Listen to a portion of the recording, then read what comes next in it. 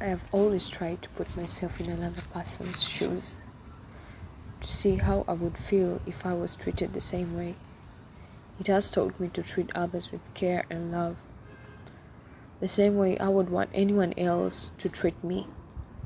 No one wants to be left out, to feel unwanted or the odd one out. If you happened in any way to have felt this before, then you know how painful it can be. I have made my mission to look for the beauty in the same people that the society may discriminate just because of some few body defects. I want the world to know that a child without an eye, a leg, or an arm is still a child with any kind of body defects, still requires a family to grow up in, and like any other human being, they need love and care. We are all not perfect, and our imperfections makes us unique, and therefore need to embrace each other. In Tanzania, 3 children in 10 are uncapped. 2 in 10 have defects in their bodies. That doesn't make them less human than anyone else.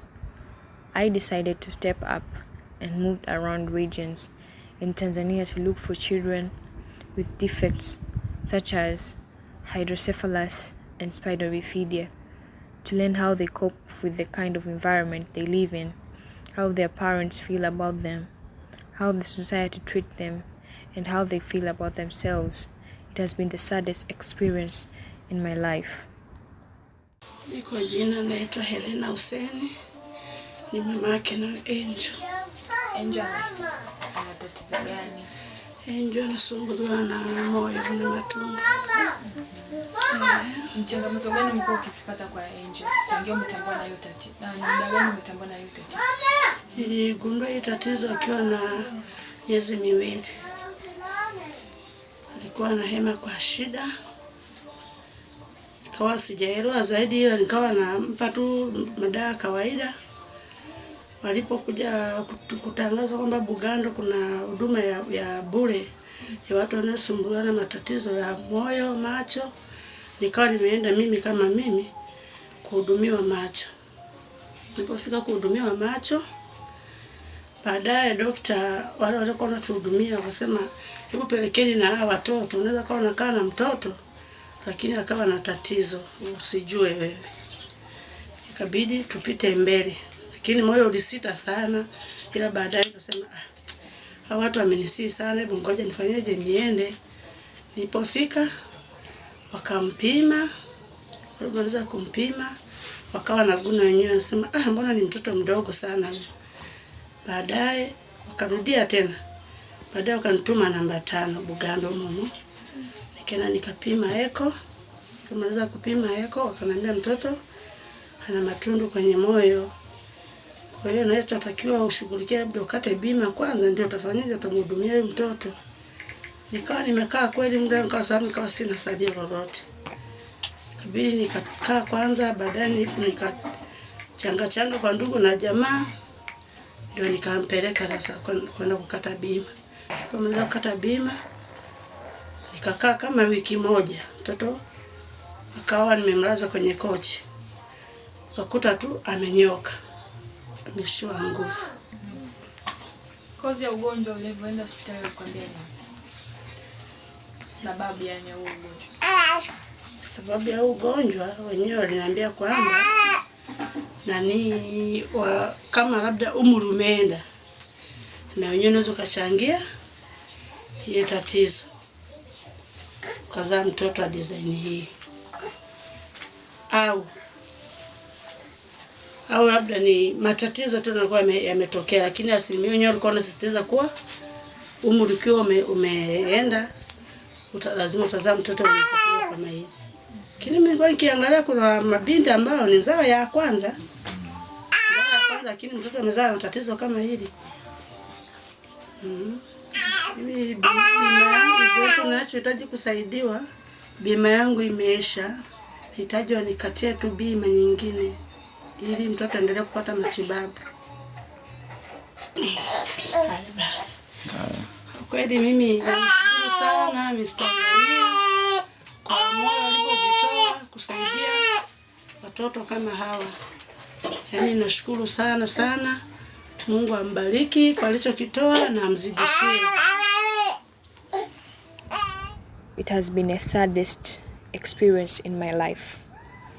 Most of these children with these defects could not even be taken care of by their own parents, and had hence been brought together in a care center where they were provided with their needs and make them learn about environment and education at large.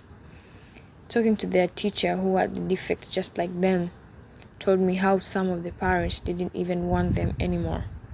It's a stigma.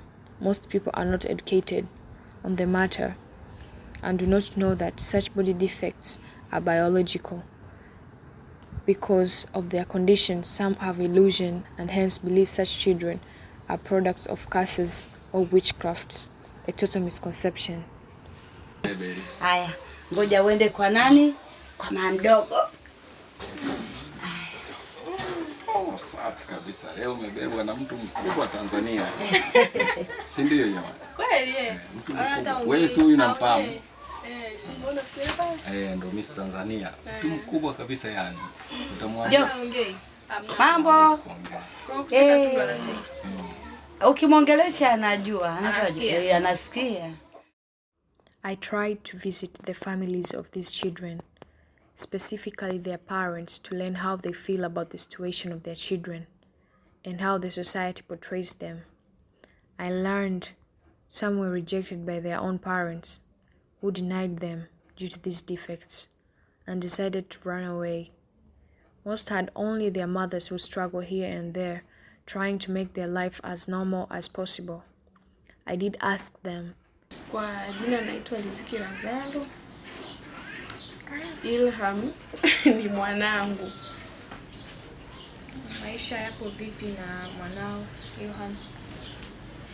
Maisha tunaoishi ni ya kawaida tu, wala sio kusema ni mazuri sana au ni mabaya sana. Ni ya kawaida sana. Kwa mimi nimezoea. Ilham ana tatizo gani? Ilham ana shida ya kichwa. Alipata kichwa maji. Changamoto katika malezi. Changamoto ya Ilham sana sana labda wao watoto hawa ni kuugua sana. Yaani wao hawawezi kuugua. Yaani hata haiwezi ukahesabu. Inategemeana tu na jinsi alivyo. Yaani ni muda.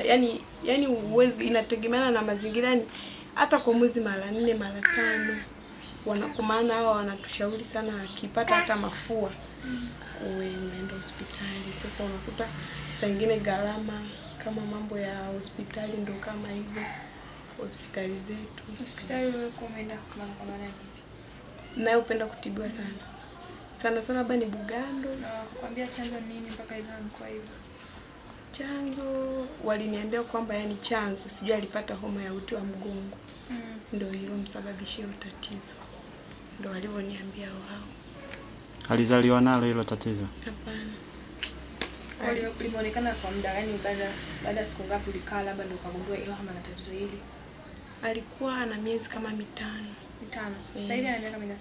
Ana mwaka na miezi 6. Huu mwezi ukiisha lakini anafikisha mwaka na miezi 7. Labda wewe inakuwa inakusumbua kusaidia urudi na mashindano mazuri. Tunakushukuru sana ushinde. A few questions too. They told me that the society doesn't want their children. They are left out and abandoned, despite the trials to let people know that they are just children just like any other kid. Kwa nafasi yake na ujio wa kufika mpaka nyumbani kunitembelea, miongoni mwa wanajamii ambao wamelenga kutusaidia watoto wenye matatizo mbalimbali ya kiafya. Kwa hivyo namuomba Mungu amsaidie popote pale ambapo anafikiria aweze kuwezesha kwa urahisi na kwa haraka tuweze kupata hiyo huduma ambayo ameiahidi. Kitu kingine, kila kitu kina mimi mtu napenda sana. Kila kitu kina sababu yake. Sichukue muda ukaanza kujuja kwa nini nimezaa mtu hivi, yani sitie. Bila imani kuna mmoja tutaka kiongozi. Yaani siku zote ukitia kwenye matatizo unatoka kama mtu imara sana. Kwa hiyo tusikate tamaa, tuendelee na moyo huu, tuanze mazoezi, usiogope, tu tunasali, Mwenyezi Mungu yuko na anatenda. Barikiwe sana. Asante.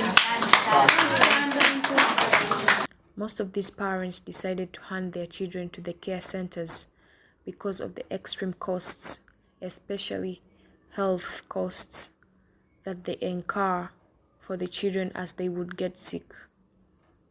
They couldn't afford health insurance cards or money to take the children to the hospital when anything life-threatens come up, and so they decided to give them up.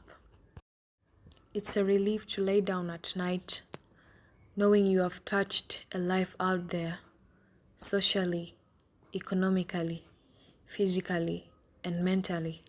My team and I helped ease in the life of these children by helping them obtain insurance cards. It's their right just like any other Tanzanian citizen.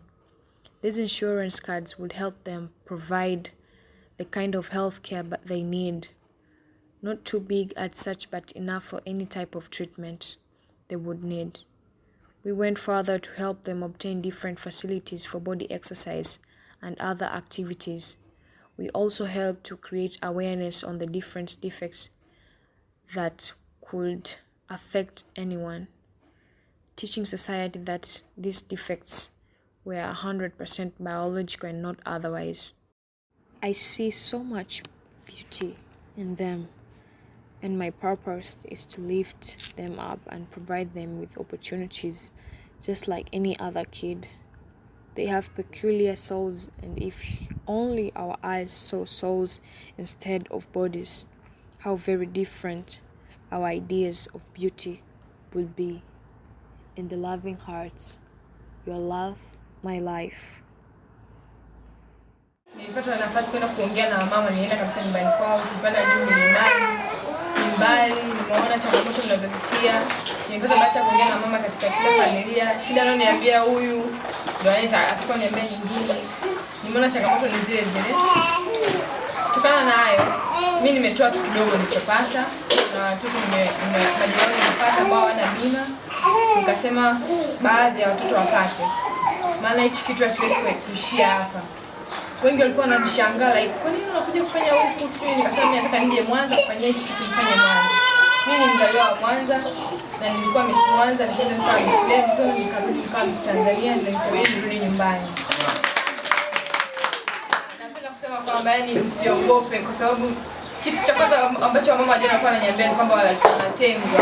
Sijui nini kimenisukuma, lakini nina imani tutafanya kitu kikubwa na tutaweza kuwezeshana katika maisha ya kawaida. Amina.